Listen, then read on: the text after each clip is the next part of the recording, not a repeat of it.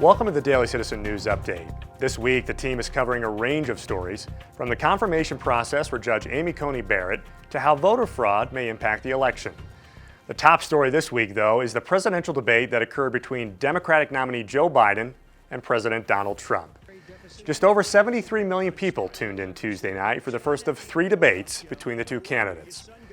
To say that the debate was contentious would be an understatement. Throughout the course of an hour and a half, President Trump interrupted Vice President Biden or spoke over him. Not to be outdone, though, Mr. Biden began to return the favor in kind, resulting in what amounted to a shouting match at times. The moderator, Chris Wallace, struggled to control the conversation, often looking exasperated as the two men verbally pummeled each other. Polling conducted after the debate showed the real losers were the American people and democracy itself.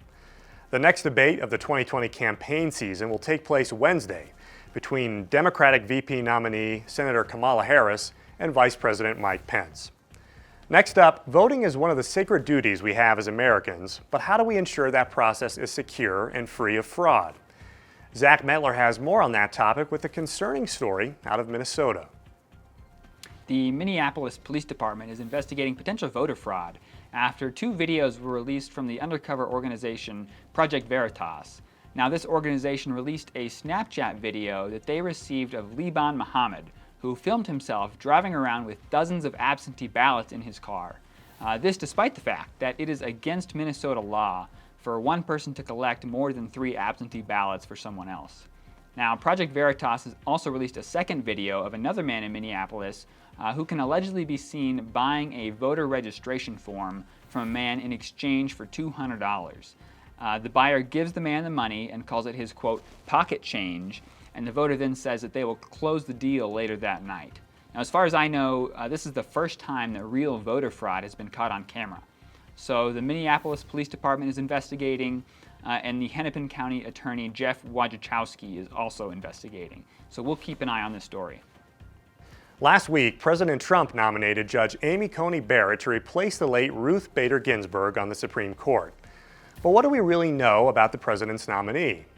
Brittany Raymer has more on Judge Barrett's history, as well as her role as a wife and mother.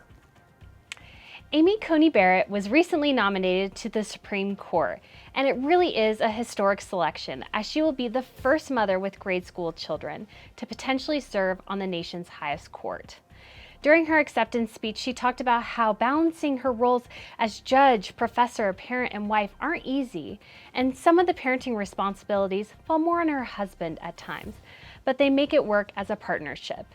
It really flies in the face of the abortion industry, which constantly tells women that in order to have a successful career or finish school, you have to abort your child. Judge Barrett's family and nomination shows that women really can have both. You don't have to sacrifice your children in order to achieve success. Finally this week, there are plenty of negatives associated with COVID-19, but it turns out there's at least one positive thing associated with the virus: marriage. With more on that story, Glenn Stan. What's happening with marriage in the age of COVID? Some news reports are saying that the divorce rates are spiking. Others say that they're declining. So which is it? Scholars at the Institute for Family Studies took up this question, and their findings are really quite counterintuitive.